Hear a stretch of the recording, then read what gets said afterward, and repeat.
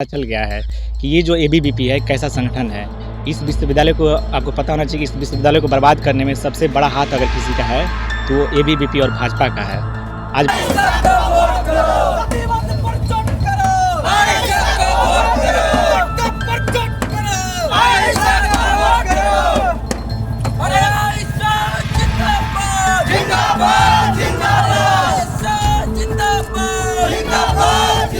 हमारा जो कैंपेनिंग है वो हम लोग पैदल चल के कैंपेनिंग कर रहे हैं। देखिए, और जो संगठन के लोग हैं वो बस वादे करते हैं और हम वादा नहीं करते हैं, हम संघर्ष करते हैं उस वादों को निभाने के लिए।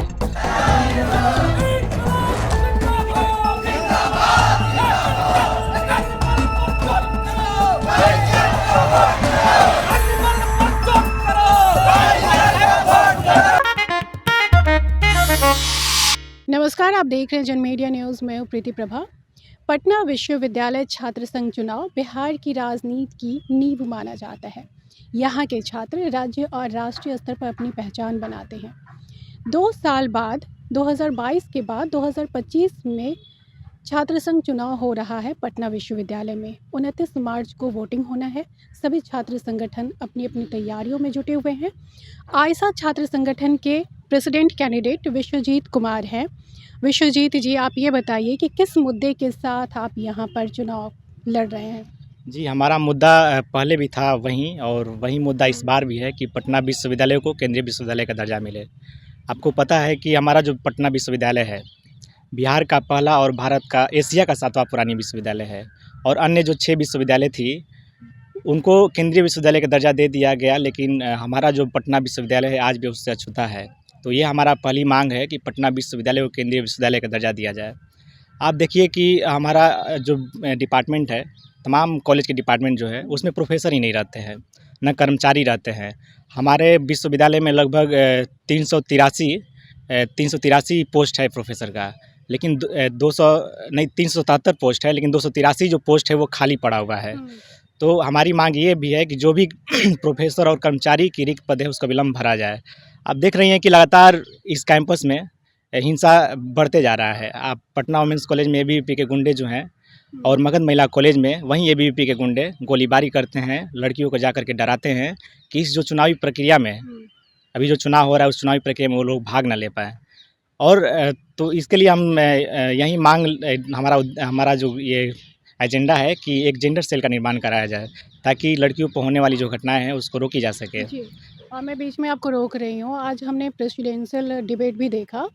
सभी प्रेसिडेंट कैंडिडेट ने गुंडों की बात कही है कि यूनिवर्सिटी कैंपस में गुंडों की संख्या बढ़ गई है और इस तरह की घटनाएं घट रही हैं। तो जब सारे लोग, जितने भी छात्र संगठन के वहाँ पे प्रेसिडेंट कैंडिडेट थे, सभी गुंडों की बात कर रहे हैं, तो फिर ये गुंडे हैं किसके? आप कैसे कह रहे हैं एबीवीपी के? क्योंकि एबीवीपी के कैंडिडेट ने भी तो ये गुंडों की बात कही है। देखिए, ये तो बात वही हो गई कि खुद चोरी करते हैं, खुद चोरी है ऊपर सीना चोरी। वही लोग हैं जो हमेशा इस कैंपस में हिंसा करते रहते हैं, और तमाम घटनाएं आप देख लीजिए। जितना भी घटना घटता है उसमें एबीवीपी के लोगों का ही नाम आता है।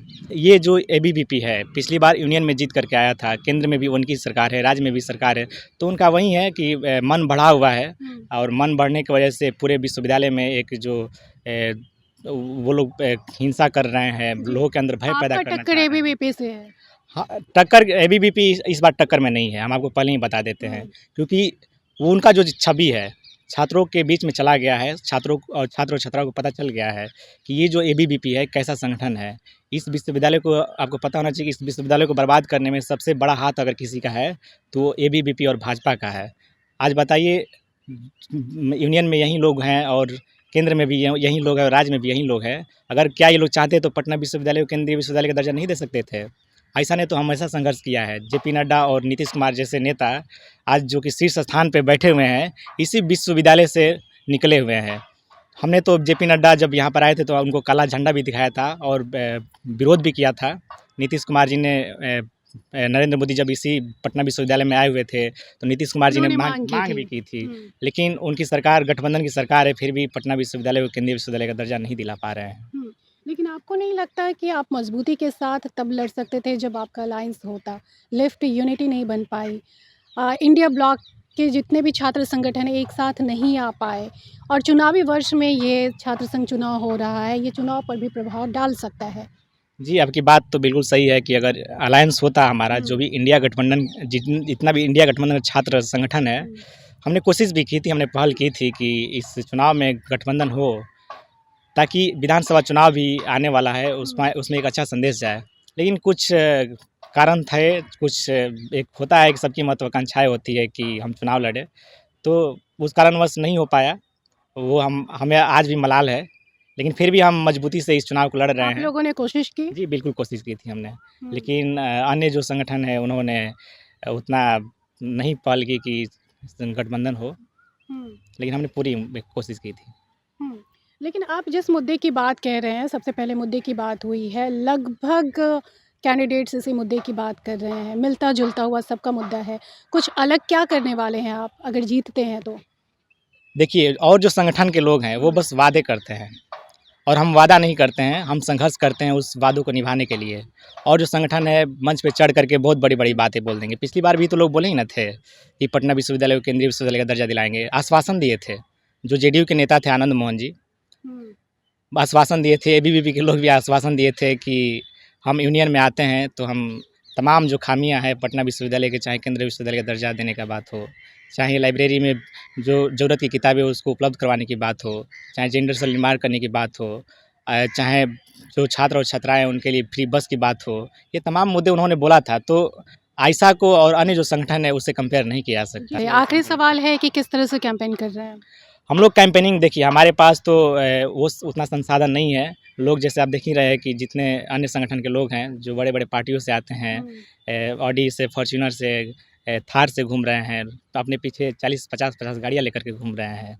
उनके जो छोटे-छोटे पोस्ट पे खड़े हुए हैं, काउंसलर जो खड़े हुए हैं, जो ट्रेज़रार से खड़े हैं, वैसे लोग मतलब समझिए कि अपने साथ में 20-20 गाड़ियाँ लेकर घूम रहे हैं। लेकिन हमारा जो कैंपेनिंग है, वो हम लोग पैदल चल-चल के कैंपेनिंग कर रहे हैं।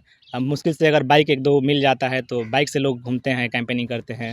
नहीं तो हम लोग ऑटो से जा कर के कैंपेनिंग करते हैं और छात्रों और छात्राओं के बीच में जाते हैं और अपने मुद्दों को लेकर के जाते हैं कि हम हम उनसे बोलते हैं कि जो छात्र और संगठन और जो छात्र नेता संघर्ष करते हैं, आपके बीच में हमेशा रहते हैं।